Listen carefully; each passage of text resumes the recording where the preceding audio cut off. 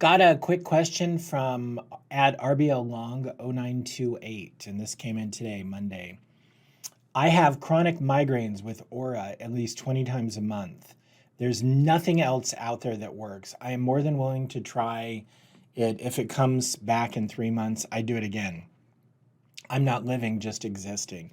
Now, this comment comes on my radiofrequency ablation pros and cons video. And so this person apparently has really quite severe migraines. 20 times a month is, almost every day, just 10 days off a month. Migraine, for those of you who haven't experienced it, is a headache, usually throbbing in nature. Classically, it's preceded by an aura or a neurological deficit. So you can tell it's coming on, and maybe you have photophobia. In really extreme cases, people can actually get weakness.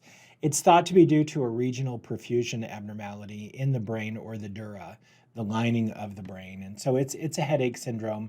As a neurosurgeon, when I used to be a neurosurgeon, we did brain and spine issues, and I saw quite a few people with migraine and variants of migraine and headaches that we caused with surgery and etc.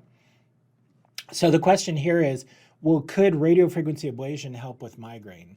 And the answer is definitely both, yes and no.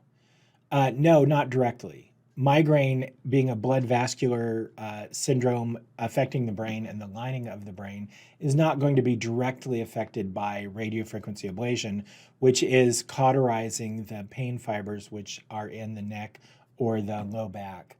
However, it is very often the case that spinal tension, muscular tension, is the trigger for migraine.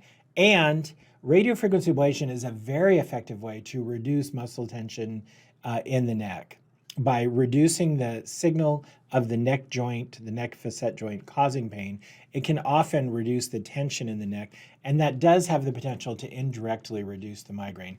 So I would say get a medial branch block from a board certified, a best practice certified pain management doctor. It would be best to do it on a day where you think you're going to have a migraine, or a few days, maybe even repeat it 2 or 3 times, and see not only if the medial branch block transiently, temporarily blocks your neck pain, but does it also make it less likely for you to have a migraine?